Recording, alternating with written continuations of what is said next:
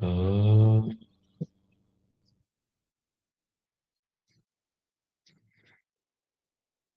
योगेन चित्तस्य पदेन वाचा मलं शरीरस्य च वैद्यकेन लोपाकरोत्तं प्रवरं मुनीनां पतञ्जलिं प्राञ्जलिरानतोऽस्मि पतञ्जलिं प्राञ्जलिरानतोऽस्मि।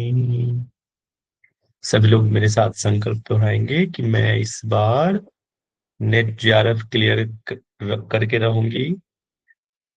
पूरी निष्ठा के साथ पूरे मन लगाकर पढ़ाई करूंगी। सारे प्रीवियस ईयर के क्वेश्चंस को सॉल्व करूंगी। मेरी संकल्प शक्ति सुदृढ़ है, आबाद है। मैं पूरे विश्व में योग का पताका फहराऊंगी। मैं संकल्प शक्ति के साथ हर कुछ कर सकने में सक्षम हूँ। ओम ओम ओम। हथेली को रख दीजिए, फेस पे लगाएं। हथेली के अंदर ही आंखों को बंद करें, खोलें और फिर धीरे धीरे वापस। चलिए, सभी को प्रणाम, नमस्ते।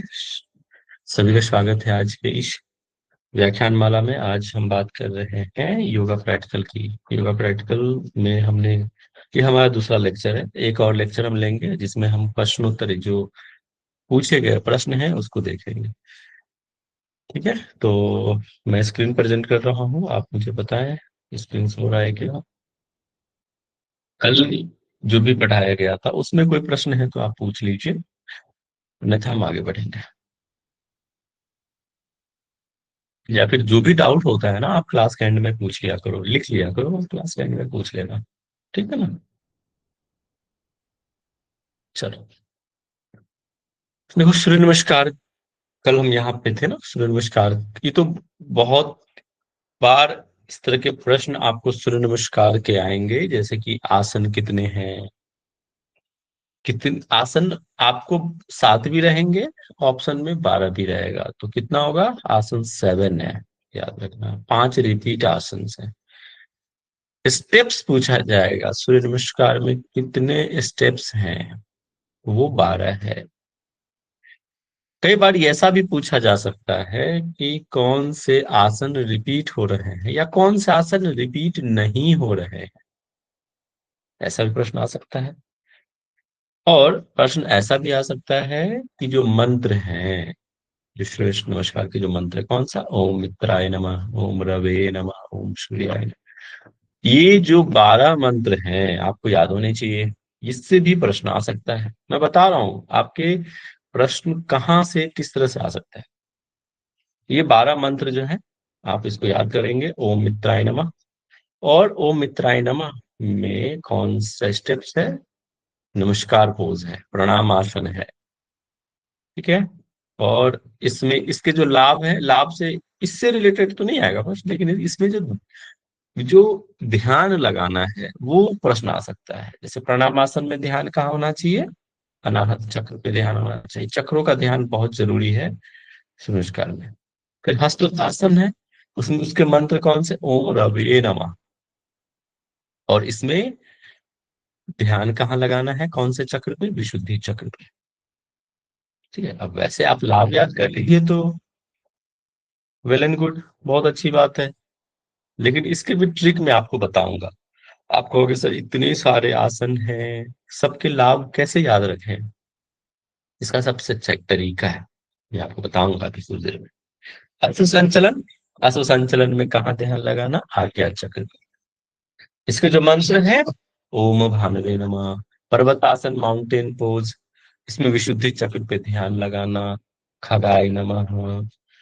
फिर अष्टांग नमस्कार, ये जो आसन है ये रिपीट नहीं होता, होता ना अष्टांग नमस्कार।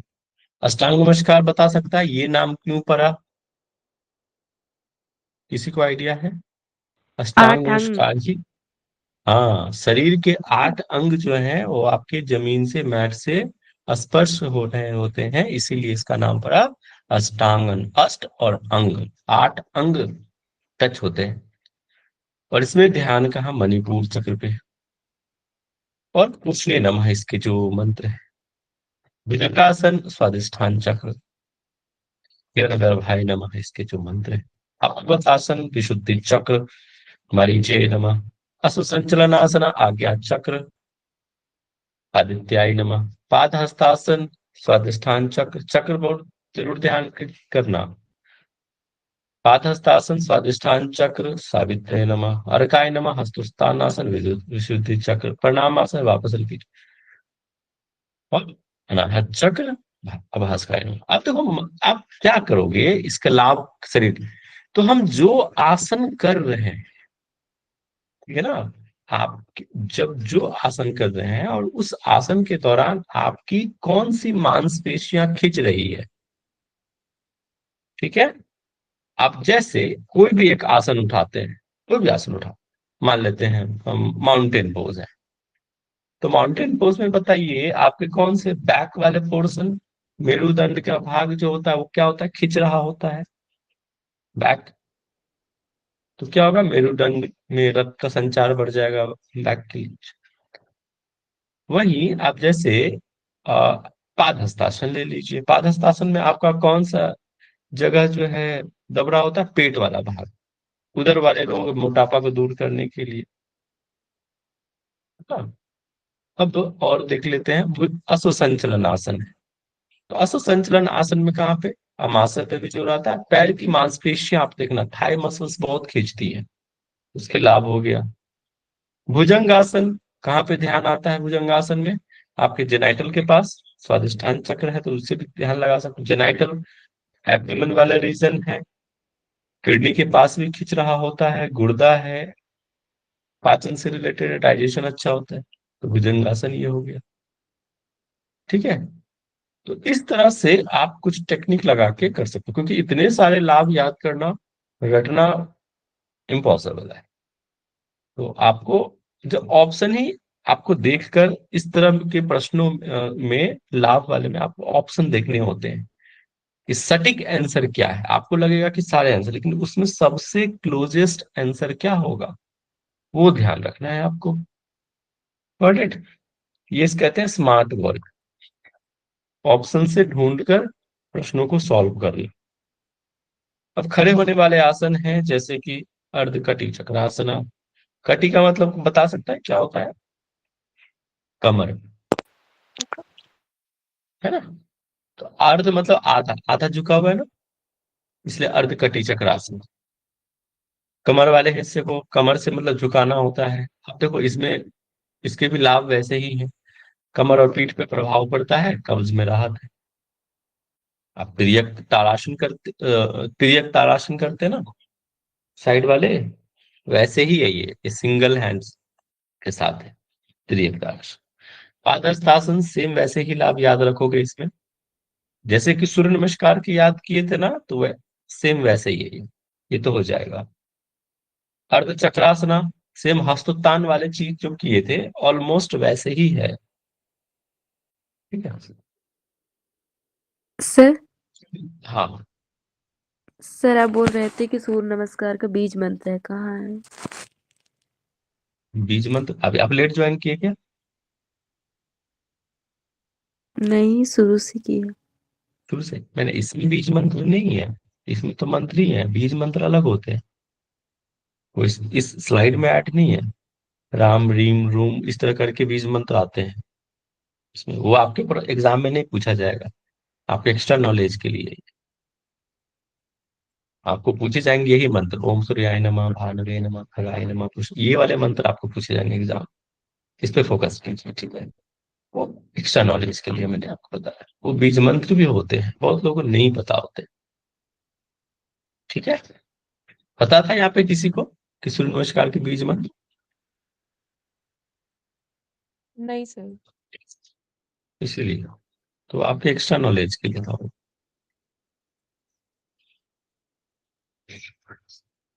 ठीक है, आगे बढ़े।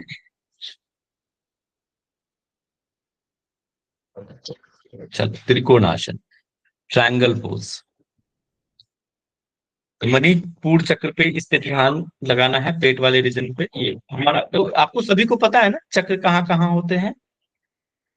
मूलाधार हमारे जेनाइटल के सबसे नीचे वाले कॉक्सिक्स वाले भाग पे होता है। उससे थोड़ा सा ऊपर आओ उठोगे, जेनाइटल के पास, वहां पे होता है आपको स्वादिष्ठान चक्र। पेट वाले रीजन पे वहां होता है मणिपुर चक्र। चेस्ट के पास अनाहत चक्र। गले में विशुद्धि चक्र। और हमारे आज्ञा चक्र हो गया in between the eyebrow centre. फिर उसके ऊपर सहस्त्रार चक्र। ठीक है। आप जब एनाटॉमी में पढ़े होंगे, ग्लैंड पढ़े होंगे ना, ग्लैंड्स और चक्र का बहुत संबंध है एक दूसरे से। जहां जहां पे ग्लैंड है वहां वहां पे चक्र। तो कब्ज और उदर रोग में सहायक होता है त्रिकोणासन, प्रवृत्त त्रिकोणासन, इसको रिवॉल्व ट्रायंगल पोज कहते हैं। अंतर क्या है दोनों में? हैंड चेंज हो जाता है। ये क्या है? ओपन पेल्विस पोस्चर है। This is the open pelvis posture. Pelvis देखो ओपन है, इसमें क्या है? Close pelvis posture. देखो आपको ना, जब आप क्लास लेते हो तो आपको ये सब चीजें आपके क्लास में एक खूबसूरती आ जाएगी जब आप इस तरह के वर्ड्स यूज करते हैं। जैसे जब आपको लगेगा, जब आप पढ़ाओगे ना, जब आप क्लास लेते हो, जब आप इस तरह के टर्म्स यूज करेंगे तो आपके जो स्टूडेंट हैं वो कहेंगे हाँ सर को अच्छा नॉलेज है। वो एनाटॉमी वाले वर्ड्स यूज करोगे। ओपन पेल्विस है, देखो यहाँ पे कैसे करते हैं ट्रायंगल पोज। यहाँ पे प्रवृत्त त्रिकोणासन है। रिवॉल्व ट्रायंगल पोज में क्या होता है, एनाटॉमिकली बताओगे ना तो अच्छा इम्पैक्ट पड़ता है। क्लोज पेल्विस पोस्चर, देखो हैंड का पोजीशन चेंज है। टोज का पोजीशन देखो कैसे है यहाँ पे।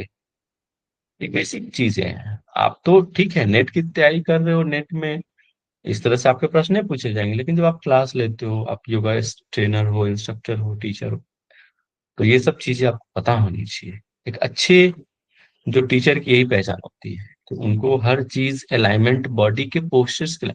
नहीं आप चलो दोनों पैर 4 फीट की दूरी कर खड़े हो जाओ, हाथ राइट लेग को राइट तरफ लेके जाओ, ऐसे ही नहीं है ना। आप एनाटॉमिकली बताओगे तो अच्छा इम्पैक्ट पड़ेगा आपका क्लास। राइट। चलिए ठीक है। और त्रिकोणासना, अभी देखो हमारा बड़ा लिमिट टाइम है इस पे। नहीं तो मैं इस पे और अच्छे तरीके से आपको किस तरह से आपको योगा सिखानी चाहिए, कैसे आपको बतानी चाहिए, वो सब चीज मैं बता रहा।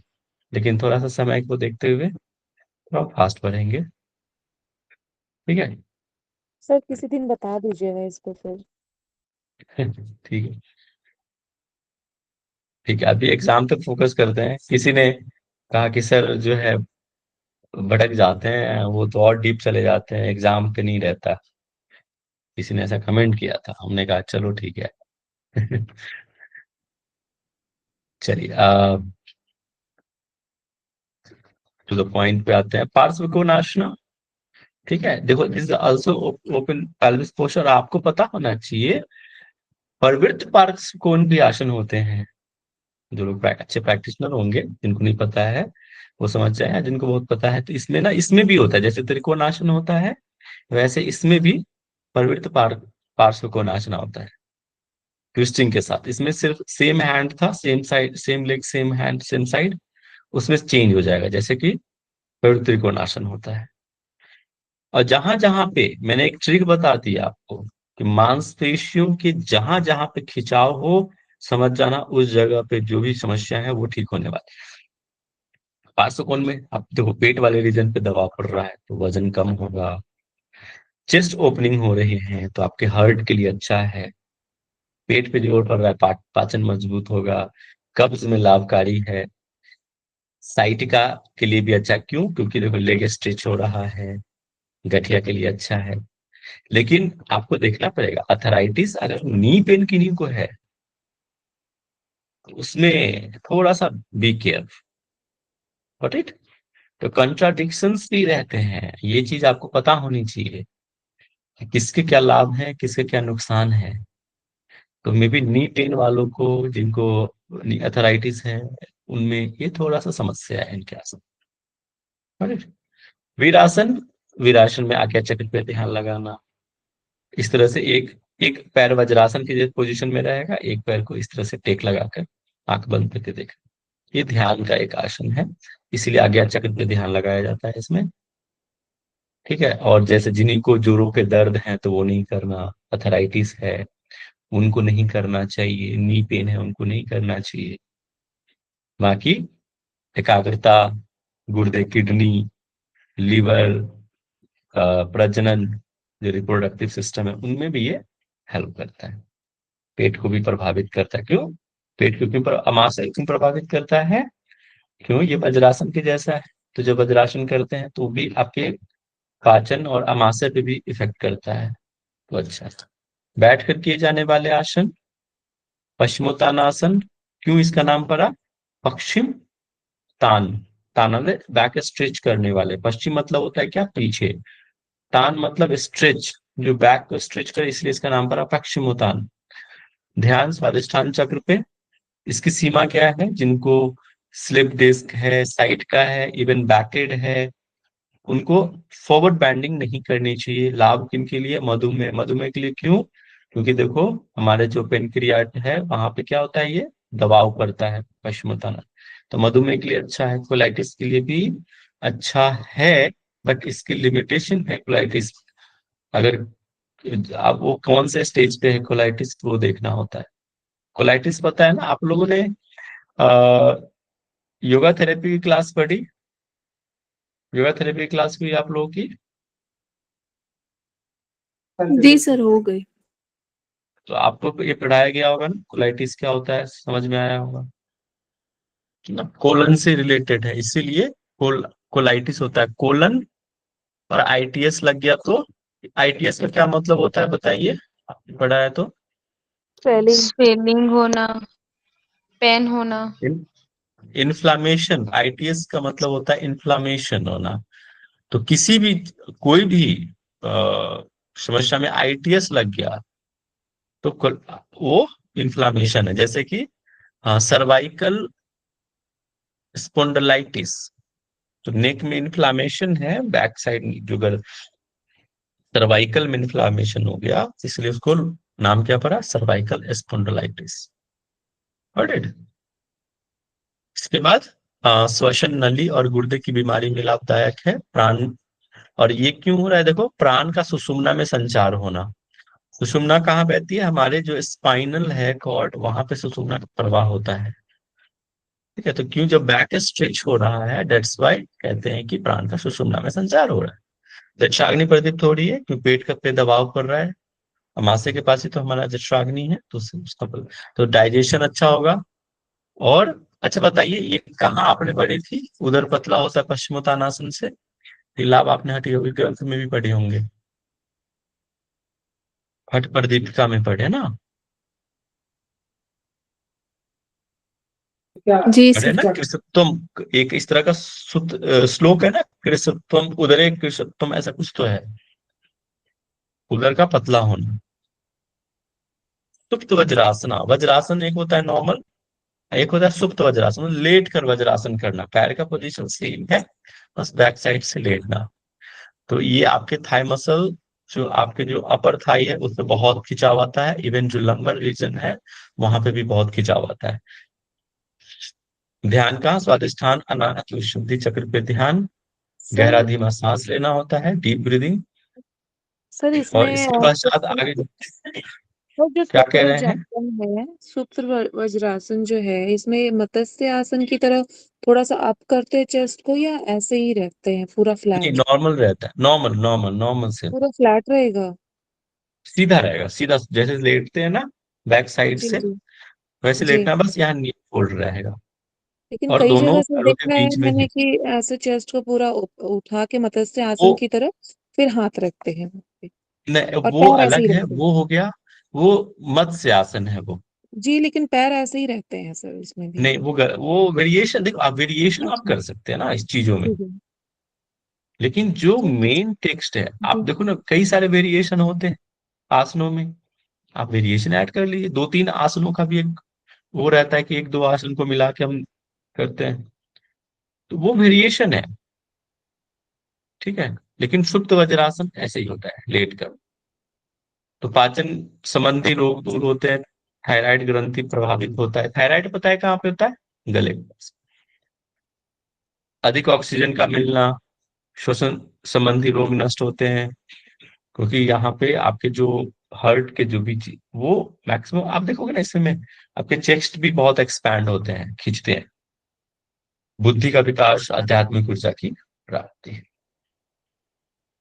अर्ध मत्स्येंद्रासना, एक होता है पूर्ण मत्स्येंद्रासना और एक होता है अर्ध मत्स्येंद्रासना। पूर्ण मत्स्येंद्रासन में क्या है, ये जो पैर नीचे है ना, वो आपके अपर थाइस के अंदर रहते हैं, वो डिफिकल्ट होता है थोड़ा करना। और ये थोड़ा आसान है अर्ध मत्स्येंद्रासना। ये ट्विस्टिंग पोज है, लेकिन इसमें कंट्राडिक्शन क्या है कि 2 से 3 माह की गर्भवती को नहीं करना चाहिए। और पेप्टिक, जिनको अल्सर है, पेप्टिक अल्सर, अल्सर अल्सर पता है ना क्या होता है? आपने पढ़ा होगा अल्सर, घाव होना। अल्सर को बोलते हैं ना, जैसे कि घाव हो गया है पेटों में, तो वो पेप्टिक अल्सर। हर्निया वाले होने में कुछ, हाँ, जिनको हर्निया है उनका भी थोड़ा सा ध्यान देके करना चाहिए। लाभ है मधुमेह वाले, क्यों ट्विस्टिंग पोज है, आपके जो पेनक्रियाज है वहां पे जो हार्मोन्स का सिक्रेशन उसको स्टिमुलेट करता है।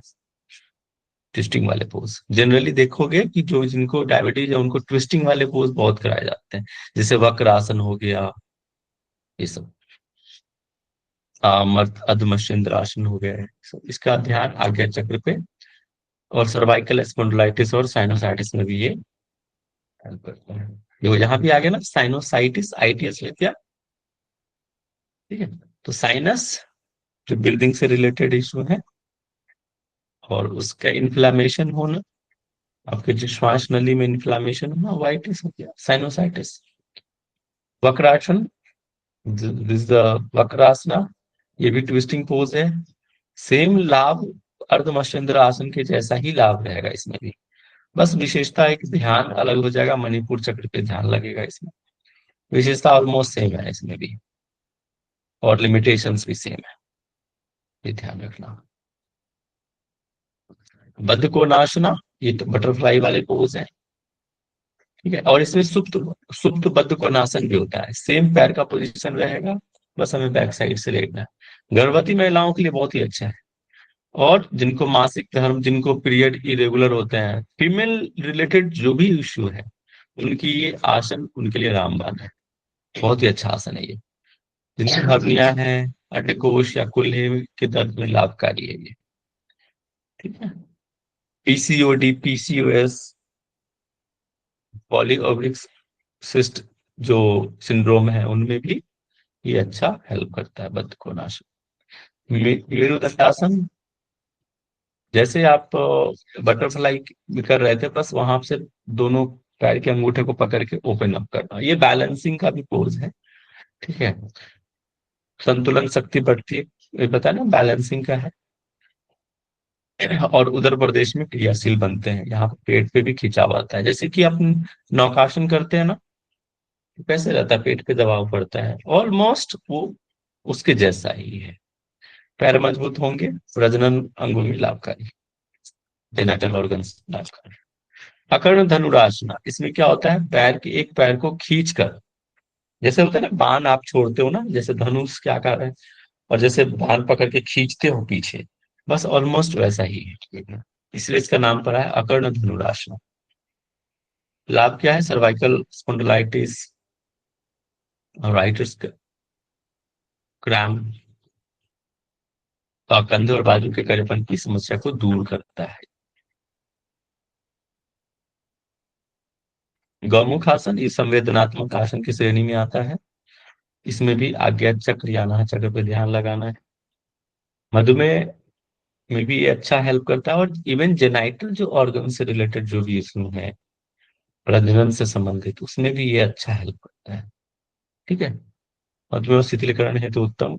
गुर्दों को उद्दीप्त करना, पीठ दर्द, साइड का गठिया, गर्दन कंधों के, हाँ, जिनको ये भी रहता है, फ्रोजन भी रहता है शोल्डर, उनमें भी ये हेल्प करता है, कंधों से रिलेटेड प्रॉब्लम्स में भी हेल्प करता है।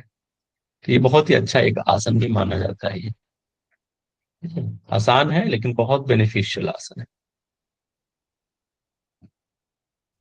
और पेट के बल किए जाने वाले आसन को क्या बोलते हैं? प्रोन पोजीशन, प्रोन बोलते हैं ना।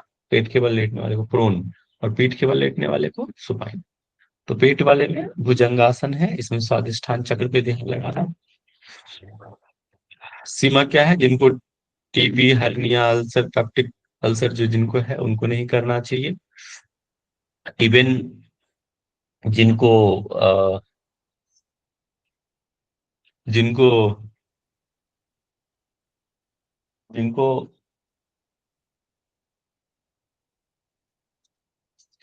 पेट में जो ऑपरेशन भी हो रखा है उनको भी ये नहीं करना चाहिए। इसका बेनिफिट क्या है? पाचन को, डाइजेशन को या जठराग्नि को प्रदीप्त करता है, दंडांग को पुष्ट करता है, स्लिप डिस्क में भी या बैकेट के लिए भी ये बहुत अच्छा अभ्यास है। शलभासन, शलभासन इस तरह पैर को पीछे की तरफ उठाते हैं, इसमें सिंगल लेग से भी करते हैं और डबल लेग से भी करते हैं। विशुद्ध चक्र पे ध्यान लगाना। इसकी सीमा क्या है? जिनको हार्ट से रिलेटेड जो भी इश्यू है उनको नहीं करनी चाहिए, हार्ट वाले को। इसका लाभ क्या है? भूख बढ़ना, है ना। एक और आसन है विपरीत करने, उसमें भूख बढ़ती है जठराग्नि तो हमेशा ध्यान रखना, जो रिवर्स पोज होंगे ना सारे, उसमें जठराग्नि पर क्यों? कि ब्लड का फ्लो क्या होता है? उल्टा होता है, पेट की तरफ होता है, और एक जगह कंसंट्रेट होता है पेट। तो वहां पे जितना ज्यादा ब्लड का फ्लो होगा तो जठराग्नि उतनी तेज होगी पेट में, जिसके वजह से क्या होगा? आपको भूख जल्दी लगेगी, खाना जल्दी पचेगा तो भूख जल्दी लगेगी। उधर से रिलेटेड साइटिका, साइटिका के लिए one of the best practice Shalabhasana. Sciatica में, साइटिका भी एक प्रकार का बैकेट है। साइटिका क्या होता है? आपने पढ़े होंगे गणित में, जो एक साइटिक नर्व्स होता है जो हमारे अ, ये आपके कुल्हे के पास जो नस है वो आपके पैर की तरफ जाती है, सबसे लॉन्गेस्ट नर्व है ये साइटिक नर्व्स।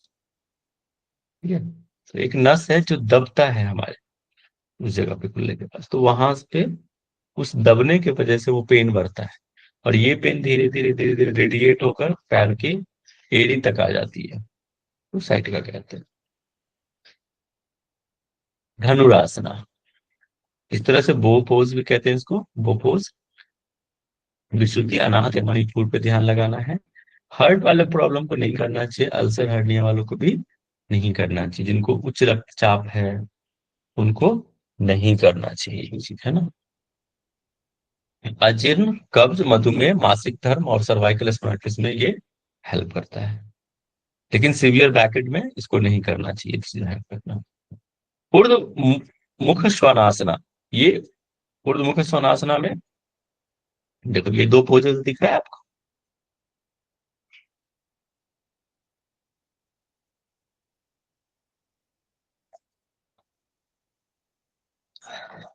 सर यहाँ पे देखो, थाई, नी ऊपर है, दिस इज द ऊर्ध्व मुख श्वानासना। ये क्या है? भुजंगासन है। ये डिफरेंस है दोनों में, मैंने इस पे भी कल चर्चा करी थी।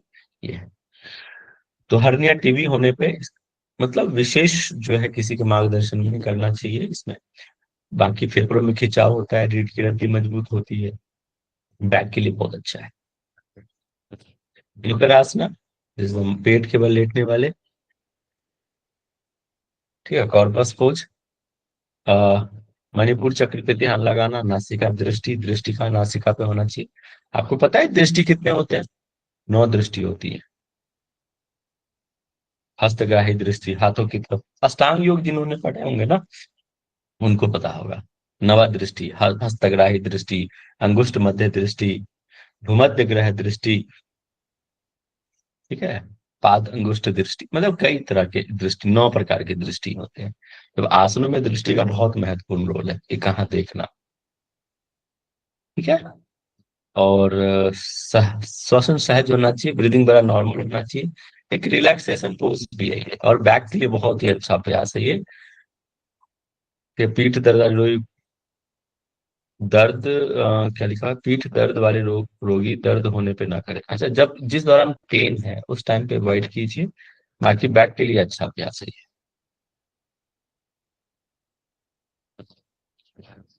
अब पीठ के बल किए जाने वाले आसन बैक साइड से, अब जैसे कि हलासन हो गया, तो इस तरह से एक लो पोज है ये। ध्यान मणिपुर चक्र, शुद्धि चक्र पे ध्यान लगाना। हर्निया, स्लिप डिस्क, साइड का। हाई बीपी वालों को नहीं करना चाहिए। इसके बाद इसमें इंसुलिन के उत्पादन में वृद्धि होती है। अनुकंपी तंत्रिका तंत्र के कार्य में सुधार। इसको क्या बोलते हैं अंग्रेजी में, अनुकंपी तंत्रिका तंत्र को बताइए, किसी को पता है? पारासिम्पेथेटिक या सिंपेथेटिक नर्वस सिस्टम। एक होता है ना अनुकंपी, एक होता है पारा अनुकंपी तंत्रिका तंत्र। मेरी आवाज जा रही है ना सबको? जी सर। इसको आई थिंक अनुकंपी है सिंपेथेटिक नर्वस सिस्टम कि पारासिम्पेथेटिक नर्वस सिस्टम, ऐसे ही कुछ बोलते हैं ना। अनुकंपी और पारा अनुकंपी होता है। तो अनुकंपी को आई थिंक बोलते हैं सिंपेथेटिक नर्वस सिस्टम, और पारा अनुकंपी को बोलते हैं ये सिंपेथेटिक और पारासिम्पेथेटिक नर्वस सिस्टम, ऐसा। ठीक है, तो इसको देख लेना एक बार अंग्रेजी वाले, एक बार कंफर्म कर लेना अगर मैं गलत हूं तो। फिर ब्रोंचाइटिस और कब्ज, यकृत शोथ और मासिक धर्म में ये हेल्प करता है ये चीज। दमा अस्थमा को बोलते हैं। बाकी ब्रोंचाइटिस तो आपने पढ़े होंगे, कब्ज, कॉन्स्टिपेशन। सर हाँ, सिंपैथेटिक ही बोलते हैं सर। आवाज नहीं आ रही क्या, कुछ पूछ रहे हैं? सिंपैथेटिक बोलते हैं सर अनुकंपी परातंत्र को ना। अनुकंपी को क्या क्या बोलते हैं? Sympathetic nervous system. सिंपेथेटिक ना, हाँ ठीक है फिर। और पारानुकंपी को पारासिम्पेथेटिक नर्वस सिस्टम, है ना। यकृत शोध क्या है सर? यकृत मतलब लीवर होता है ना, लीवर से रिलेटेड, लीवर को क्लीन करना समझ लीजिए ना, ऐसा लीवर के लिए अच्छा है। और मासिक धर्म। चक्रासन है ना, चक्रासन क्या हो गया, हाफ व्हील पोज है ये। मणिपुर चक्र पे ध्यान लगाना।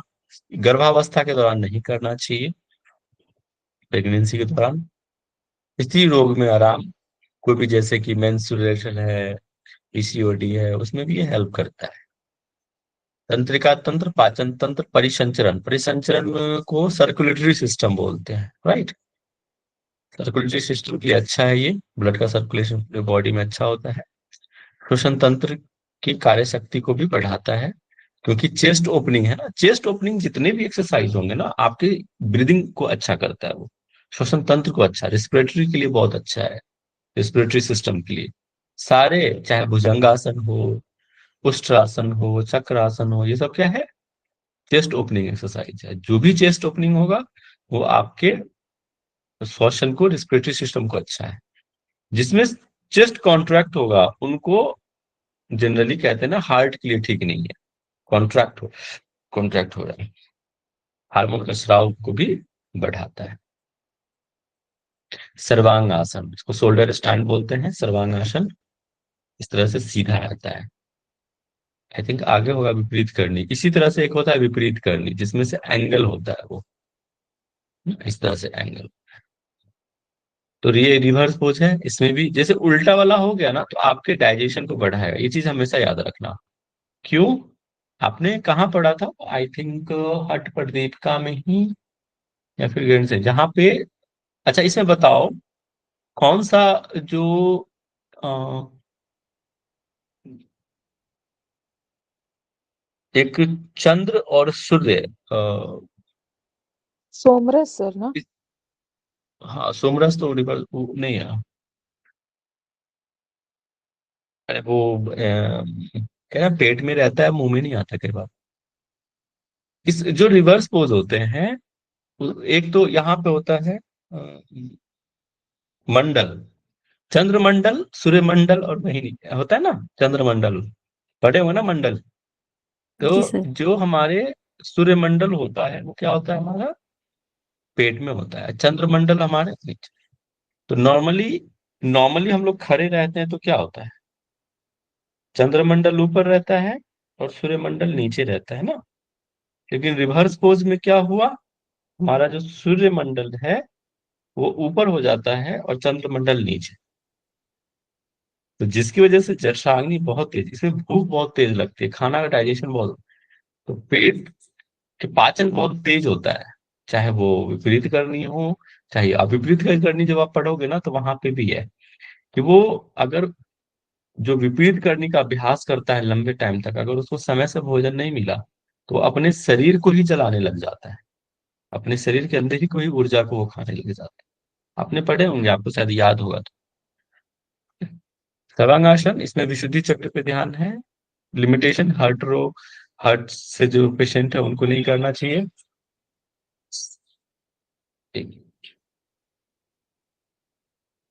हेलो, कौन दीदी? हाँ दीदी। नहीं, एक बार कंचन को फोन करेंगे। हाँ वो से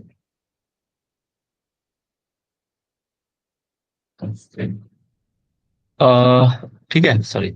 इसका लाभ क्या है? मस्तिष्क में रक्त का संचार बढ़ता है। सिर दर्द, दमा, मधुमेह, कोलाइटिस, थायराइड और ईएनटी के, ईएनटी क्या बोलते हैं इसको? ईयर, नोज और थ्रोट से रिलेटेड समस्याओं में भी ये हेल्प करता है। मत्स्य आसना, देखो ये है मत्स्य आसना, ठीक है। इसमें क्या होता है? Chest open. मणिपुर या अनाहत चक्र पे ध्यान लगाना है। इसमें हर्निया, हाई बीपी वालों को नहीं करना चाहिए। और कब्ज, थाइमस ग्रंथि, थाइमस का होता है गले में होता है ना, तो थायराइड वालों के लिए बहुत अच्छा अभ्यास है ये। और प्राण शक्ति को भी बढ़ाता है।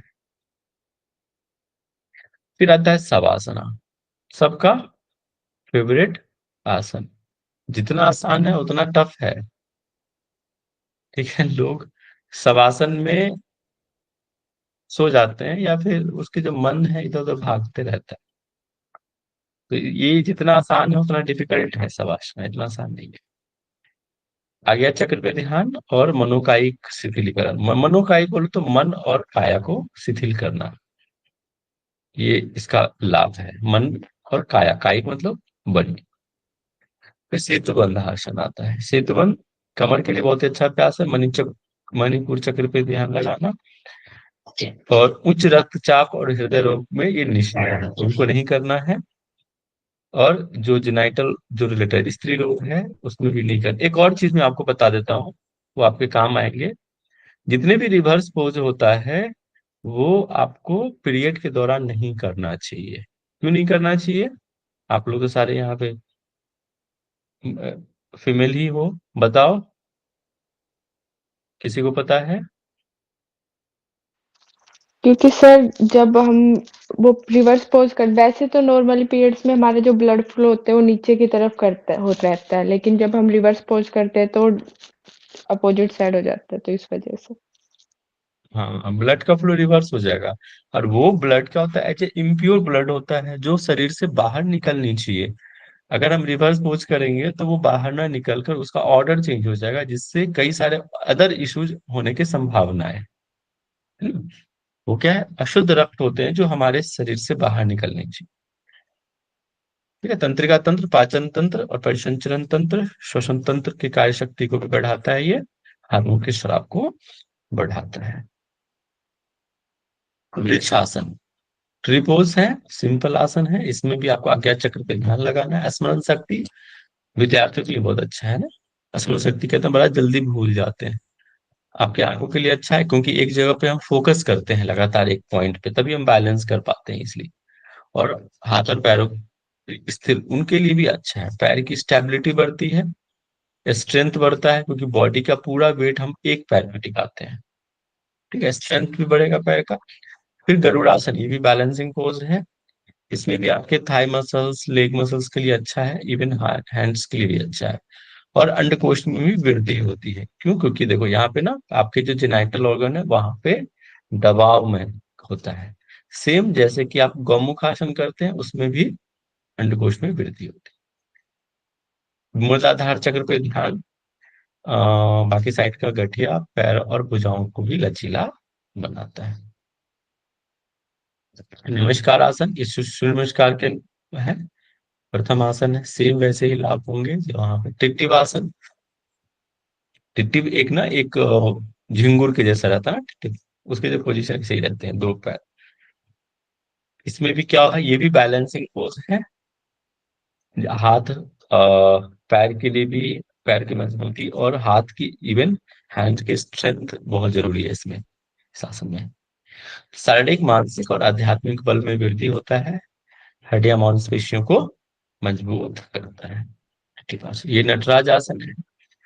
आज्ञा चक्र के ध्यान, ये भी बैलेंसिंग पोज है, आपके पैरों के लिए बहुत अच्छा है। और हाई ब्लड प्रेशर वालों को नहीं करना चाहिए, आपके नर्वस सिस्टम को बैलेंस करता है और मेंटल कंसंट्रेशन को बढ़ाता है। ठीक है, आपको किसी को कोई दिक्कत तो नहीं आ रही है समझने में? मैं ज्यादा फास्ट तो नहीं हूँ? नो ये थोड़ा सर। समय दीजिए, 10 मिनट। ठीक है, ये बड़ा सरल है, ये ऑलरेडी आप जान रहे हैं, बस ये आपका रिवीजन हो रहा है। देखिए, नाड़ी शुद्धि, जैसे कि अनुलोम विलोम करते हैं वैसे ही नाड़ी शुद्धि का यहाँ अभ्यास है। ध्वनि रहित श्वसन करना। आप नॉर्मली आप देखते होंगे कहीं पे भी कि श्वास जब आप लेते हो इस तरह से आवाजें आती हैं, ये गलत है, ये तरीका गलत है। नॉइजलेस ब्रेथ होना चाहिए और फोकस होना चाहिए। आसन के बाद भ्रामरी या उज्जाई से पहले इसको करना चाहिए। नारी शुद्धि है ना, पहले तो नारियों की शुद्धि करते हैं, आपने हट प्रदीपिका में पढ़ी थी ना, पहले नारी को शुद्धि करो, फिर जाके नारी जब शुद्ध हो जाए तो प्राणायाम का अभ्यास करना चाहिए। तो आसन के बाद और प्राणायाम से पहले लाभ क्या है? नारी की शुद्धि, कितने नारियां हैं हमारे शरीर में? 72,000 नारी की शुद्धि। और इससे क्या होता है, आपके ध्यान की स्थिरता बढ़ती है। रक्तचाप, मतलब आपके जो बीपी है उसको भी कंट्रोल करता है, माइग्रेन को कंट्रोल, टॉन्सिल, कफ संबंधी रोग भी दूर होता है। मन शांत होगा। सूर्यभेदी, सूर्यभेदी और चंद्रभेदी जस्ट रिवर्स है। सूर्यभेदी कैसे करते हैं? राइट नोस्ट्रल से लिया, लेफ्ट छोड़ा, राइट से लिया, लेफ्ट छोड़ा। होल्डिंग के साथ भी आप कर सकते हो, बिना होल्डिंग भी कर सकते हो। वात दोष का नाश होता है, कपाल शोधन, कृमि रोग का निवारण करता है, शरीर में ताप उत्पन्न करता है। सूर्यभेदी नाम से ये स्पष्ट है, सूर्यभेदी। वैसे ही चंद्रभेदी आपके शरीर में कोल्डनेस को बढ़ाता है। आपके सिलेबस में चंद्रभेदी नहीं है, बस आप समझ लीजिए। निम्न रक्तचाप में ये हेल्प करता है। हाई बीपी वालों को बिल्कुल नहीं करना चाहिए, इससे क्या होगा, आपके शरीर में और उष्मा बढ़ जाएगा, बीपी बढ़ जाता है इससे। और नपुंसकता में भी ये हेल्प करता है बॉडी। सूर्यभेदी ठंड के दिनों में जरूर करना चाहिए, गर्मी में अवॉइड करना चाहिए। उज्जाई प्राणायाम, उज्जाई, ये प्रश्न आपको मतलब मैंने पहले दिन भी बताया था। इसकी विधि में क्या था कि गले को कॉन्ट्रैक्ट करना है और गले से सांस खींचना, आपके गले पे उसकी वाइब्रेशंस को फील करना और लेफ्ट नोस्ट्रल से सांस बाहर छोड़ना, ये ध्यान रखना है। विधि में पूछा गया था ये प्रश्न कि कौन से नोस्ट्रल से श्वास को बाहर छोड़ा जाता है, राइट लेफ्ट की दोनों, या इनमें से कोई नहीं, तो लेफ्ट से छोड़ना होता है। तंत्र का तंत्र प्रभावित होता है, मन शांत होता है, अनिद्रा, हाई बीपी, सप्त धातु से संबंधित समस्या दूर होती है। सप्त धातु बोले तो रस, रक्त, मांस, मेद, अस्थि, मज्जा, शुक्र, आपने आयुर्वेद में पढ़े होंगे ये टॉपिक, सप्त धातु को। अग्नि प्रतीक्त होता है, कफ दोष है ना, ज्वर, पीलिया, क्षय, इसमें भी हेल्प करता है। इवन आपके जो थायराइड है, थायराइड, उनमें भी ये हेल्प करता है। शीतली प्राणायाम, शीतली क्या होता है? शीतली और शीतकारी के लाभ करीब दोनों सेम है, विधि अलग है। इसको कौवे के चोंच के अनुसार से गोल बना के टंग्स को इस तरह से रोल करके सांस लेना है मुख से, जीभ के सहारे। ठंड के दिनों में नहीं करना है इसको। इसे कहते हैं भूख प्यास पे नियंत्रण होता है। तिल्ली, ज्वर, कफ, पित्त, ये अजीर्ण रोगों को दूर करता है। निम्न ब्लड प्रेशर वाले, जो जिनकी ब्लड प्रेशर कम रहती है, लो बीपी वालों को नहीं करना, श्वसन संबंधी रोगों को नहीं करना, जिनको अस्थमा है नहीं करना, कोल्ड वाली चीज बिल्कुल नहीं करना अस्थमेटिक पेशेंट को।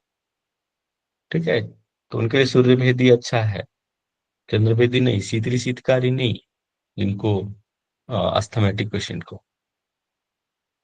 आपको वृद्धि वाले योगाभ्यास के बाद इसको करना चाहिए। जैसे बॉडी टेम्परेचर बहुत ज्यादा हो रखा है तो आपको कोल्ड करने के लिए शीतली कर सकते हो। सर जिनका पित्त बढ़ा रहेगा वो सूर्यभेदी तो नहीं करेंगे ना? कौन? जिनका पित्त कफ, बढ़ा हाँ, है यहाँ पे वाले। जिनका कफ बढ़ा हुआ वो नहीं करेगा, पित्त वो वाले तो करेंगे। शीतली ना सर। हाँ, शीतली। सूर्य भेदन जिनका पित्त बढ़ा रहेगा वो नहीं करेंगे ना। पित्त वाले भी अवॉइड कर सकते हैं, गर्मी बढ़ाएगी, पित्त से भी गर्मी बढ़ती है और सूर्यभेदी से भी बढ़ती है, तो वो भी आप अवॉइड कर सकते हो उस टाइम पे। कफ वाले शीतली में नहीं करना, शीतकारी में भी नहीं करना। उदर की अम्लता को भी कम करता है, एसिडिटी हो रही है तो क्या होगा, ये अच्छा है उसमें एसिडिटी में। शीतकारी, दोनों के लाभ सेम है, शीतली और शीतकारी के लाभ सेम है, विधि अलग है। टंग्स, दांत को एक दूसरे के ऊपर रख के फिर उसको खींचना होता है, दांतों के लिए अच्छा है, दांत और मसूड़े स्वस्थ रहते हैं, भूख प्यास जल प्लीहा विष का प्रभाव भी नष्ट होता है, इंद्रियों पे नियंत्रण होता है। भ्रस्तिका, इसमें भी अग्नि का तेज बढ़ जाता है अपने शरीर में, फोर्सफुली इनहेल फोर्सफुली एक्सलेशन होता है भ्रस्तिका में। आपने इसको पढ़ा होगा ना, लोहार की धौंकनी के अनुसार, ऐसे ही है ना भ्रस्तिका। त्रिदोष का नाश होता है, ये बहुत अच्छा अभ्यास है भ्रस्तिका। आपके चेहरे को भी कांति में बनाता है, ग्लो लाता है भ्रस्तिका प्राणायाम। त्रिदोष का नाश, तीनों वात पित्त कफ के लिए अच्छा है, लेकिन इसको कब नहीं करना चाहिए, जिनको हाई बीपी है उनको नहीं करना चाहिए, ये ध्यान रखना है। ये बहुत अच्छा अभ्यास है। फिर भ्रामरी, भौरे के समान। अच्छा, इसमें आपने हट प्रतिका में पढ़े होंगे ना, एक होता है भवरा, एक भवरी। उस वक्त कौन सा साउंड निकालना होता है, उसमें ऐसा कुछ था ना। भौरी की तरह से, हाँ। लेते हुए भौरी की तरह और छोड़ते हुए भौरी की तरह। हम्म। उसमें कोई मंत्र भी था क्या, ऐसा नहीं था।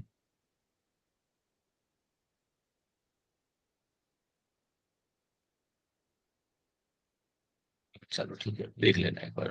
तो उसमें दो चीजें थी, ये तो मुझे याद है कि भवरा एक भवरी, सांस लेते वक्त और छोड़ते वक्त दोनों अलग अलग थे।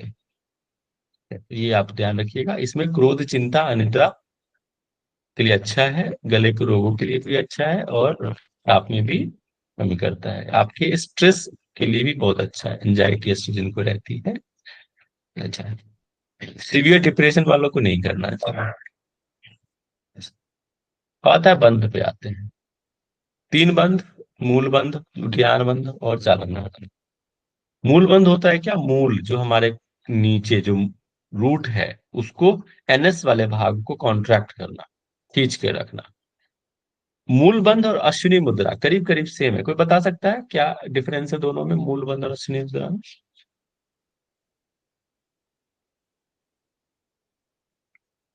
नहीं पता। मूल बंध में होल्डिंग के साथ करते हैं, अश्विनी मुद्रा contract relaxation, contract relax, contract relax, ये कंटिन्यूअस चलता है। वो अश्विनी मुद्रा अश्व के समान, इसलिए बोलते हैं ना अश्विनी मुद्रा करना, अश्व के समान वो जो एनएस होता है वो खींचते हैं। घोड़े को देखा हो ना, पट्टी करते हैं, वो कैसे एनएस को सिकोड़ लेता है फिर रिलीज करता है, वो इस तरह से है अश्विनी मुद्रा, इसलिए उसका नाम पर अश्विनी मुद्रा।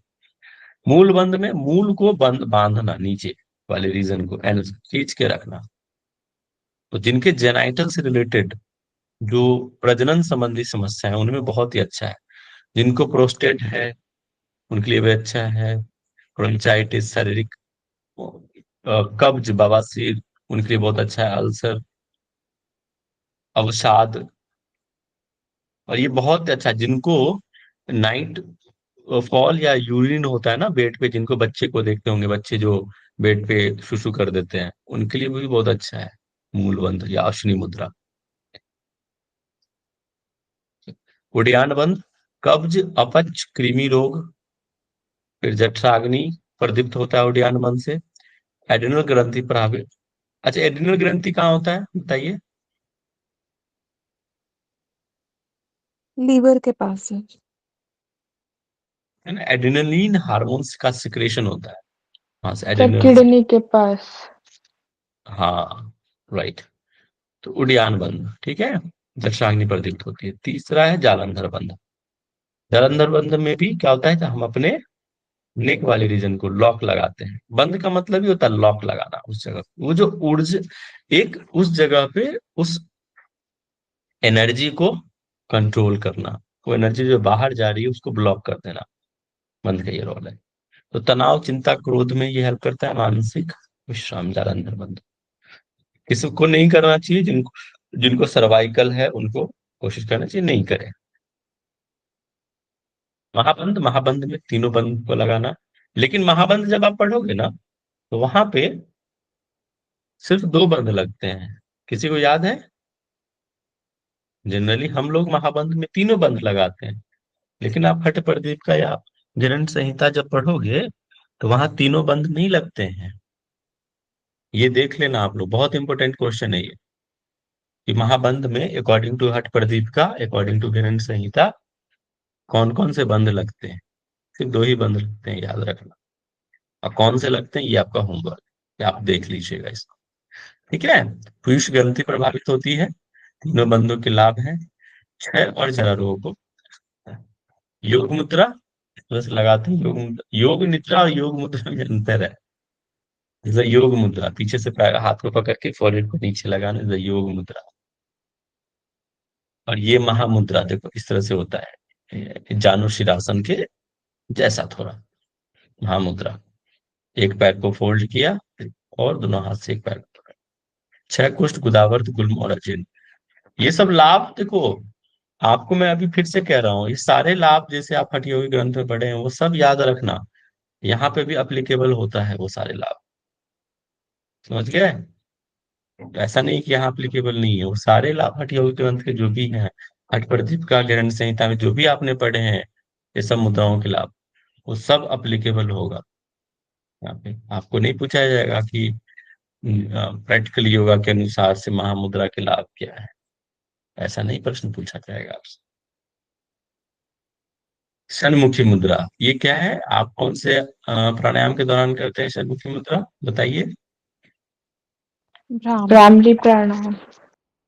भ्रामरी प्राणायाम के दौरान करते हैं। इसमें मानसिक संतुलन होता है, आंतरिक सजगता बढ़ती है, ताड़ागी ताड़ाक के समान पेट की आकृति रहता है, सिर्फ पेट को खींचे। इसमें थोड़ा सा उड्डयन बंद लगाता है तरागी में, इसलिए इसको बोलते हैं तरागी। पाचन तंत्र प्रभावित होता है, मणिपुर चक्र प्रदीप्त होता है, जठराग्नि प्रदीप्त होता है, ये समझ लीजिए पूरे शक्ति शरीर में रक्त का संचार बढ़ता है। फिर आता है विपरीत करणी मुद्रा। विपरीत करणी में जैसे कि वो सारे पाचन संबंधी भूख प्यास का बढ़ना, पाचन शक्ति बढ़ना, बवासीर और हर्निया कब्ज में भी हेल्प करता है। जैसे हमने शोल्डर स्टैंड किया था ना सर्वांगासन, वैसे ही ये भी है, बस इसमें एंगल रहता है। यहाँ पे देखो ये थोड़ा सा कमर झुका हुआ रहता है, इसे सपोर्ट देकर। ठीक है। सर्दी जुकाम, गले की सूजन को दूर करना है, थायराइड के लिए भी अच्छा है, श्वसन संबंधी रोग को दूर करता है। और तो ध्यान के लिए दिया। आई थिंक हमारा समय अच्छा हो गया। कल ये बस हो जाएगा, कल हम क्वेश्चंस भी डिस्कस करेंगे।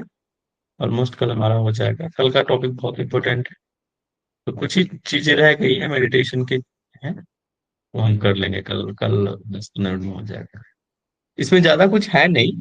अम, वही जो जो संस्थाएं हैं उनके जो प्रणव है, सोहम ध्यान है, एमआरटी, ये डीआरटी, एमएसआरटी, ये और सोहम ध्यान, और एसडीएसबी का क्या था, सविता का ध्यान, ट्रांसेंडल मेडिटेशन, ये सब पढ़ लेंगे थोड़ा कि क्या होता है, फिर हमारा हो जाएगा। फिर और भी स्लाइड है सूक्ष्म व्यायाम पे, उसको एक बार देख लेंगे। हम्म, सूक्ष्म व्यायाम और कुछ होगा तो जो भी छूटा हुआ होगा चेक कर लेंगे। फिर क्वेश्चन आंसर हम लोग डिस्कस करेंगे। ठीक है। तो आई होप आपको समझ में आया होगा। किसी कोई डाउट तो नहीं है? क्लियर?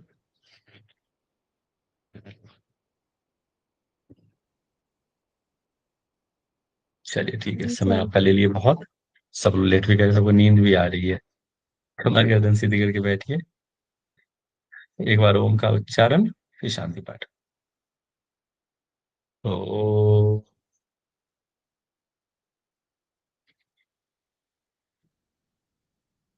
शांति शांति शांति, सर्वारिष्ट शांति भवतु। हथेली को रब कीजिए, फेस पे लगाएं। हथेली के अंदर ही आंखों को बंद करना है, खोलना है। सभी को प्रणाम, नमस्ते। कल फिर मिलते हैं। कल हमारा हो जाना चाहिए। तो आज बस इतना ही।